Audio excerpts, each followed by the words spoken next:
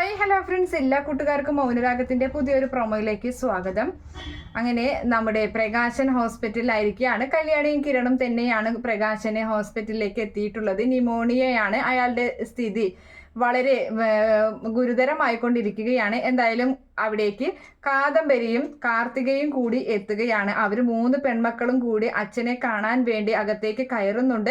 Mask ഒക്കെ വെച്ചിട്ടാണ് കയറുന്നത്. അപ്പൊ ആ സമയത്ത് കല്യാണി പ്രകാശനോട് പറയുന്നുണ്ട്, അച്ഛ ഞങ്ങൾ എത്തി, അച്ഛൻ്റെ 3 പെൺമക്കൾ അച്ഛനെ കാണാൻ എത്തി എന്ന്, ഈ അച്ഛനെ കൂടെ ഞങ്ങൾ ഉണ്ടാകും എന്നൊക്കെ ഇങ്ങനെ പറയുന്ന സമയത്ത് പ്രകാശൻ ഒന്നും അറിയാതെ ഇങ്ങനെ നോക്കി ഇങ്ങനെ നിൽക്കുകയാണ്. അപ്പൊ അവർ 3 പേരും അവരുടെ മുഖത്ത് നിന്ന് ആ മാസ്ക് മാറ്റി അവരെ മുഖം കാണിച്ചു കൊടുക്കുകയാണ്. അപ്പോൾ പ്രകാശൻ ഒരുപാട് സന്തോഷമാകുന്നുണ്ട്. പ്രകാശൻ തൻ്റെ ആ കിടപ്പിലും തൻ്റെ 2 കൈകളും കൂപ്പി അവരോട് നന്ദി പറയുകയാണ് ചെയ്യുന്നത്. എന്തായാലും പ്രകാശന് വേണ്ട എല്ലാ കാര്യങ്ങളും അവർ ചെയ്തു കൊടുക്കുന്നുണ്ട്. അതുപോലെ തന്നെ ദീപ പറയുകയാണ് കല്യാണിയോടായിട്ട്, മോള് അവൻ എൻ്റെ മകൻ എന്ന് പറയുന്ന, ഞാൻ തള്ളിക്കളഞ്ഞ എൻ്റെ മകനുണ്ടല്ലോ, അവൻ പാരോളിൽ നിന്ന് ഇറങ്ങിയ കാര്യം ഞാൻ അറിഞ്ഞു.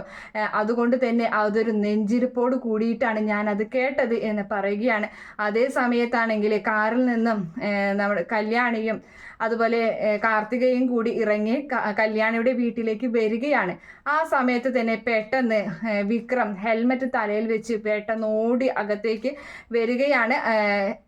ബൈക്കിൽ അങ്ങനെ വരികയും ബൈക്ക് ഒരു ഭാഗത്ത് വെച്ചിട്ട് അവൻ്റെ പുറകിലായിട്ട് വലിയൊരു ഇരുമ്പ് വടി, അവൻ ഇപ്പോഴും ആ ഇരുമ്പ് വടിയുടെ സ്വഭാവം വിട്ടിട്ടില്ല. ആ ഇരുമ്പ് വടി വെച്ച് കല്യാണിയെ ഒന്ന് തട്ടിയിടുന്നുണ്ട്. കല്യാണി അവിടെ വീഴുകയാണ്. പിന്നീട് കല്യാണിയെ രക്ഷിക്കാൻ വേണ്ടി കാർത്തിക ഓടിയെത്തുമ്പോൾ കാർത്തികയുടെയും തലയ്ക്കടിക്കാൻ നോക്കുകയാണ് ആ ഇരുമ്പ് വടി വെച്ചുകൊണ്ട്. എന്തായാലും ഒരു തലനാരിഴയ്ക്ക് 2 പേരും രക്ഷപ്പെട്ട് അങ്ങനെ നിൽക്കുകയാണ്. അവിടെ തന്നെ വിക്രം അവരെ വീണ്ടും ഉപദ്രവിക്കാൻ വേണ്ടി അവിടെ നിൽക്കുന്ന ഭാഗമൊക്കെയാണ് എന്തായാലും പ്രൊമോ ആയിട്ട് വന്നിട്ടുള്ളത്. ഈ കാര്യം എന്തായാലും പ്രകാശൻ അറിയുമ്പോൾ പ്രകാശൻ ഒരിക്കലും സഹിക്കാൻ പറ്റില്ല. പ്രകാശൻ എന്തായാലും വിക്രത്തിനെ വിഷം കൊടുത്തിട്ടായാലും കൊല്ലുമെന്നുള്ള കാര്യത്തിൽ 100% ഉറപ്പാണ്.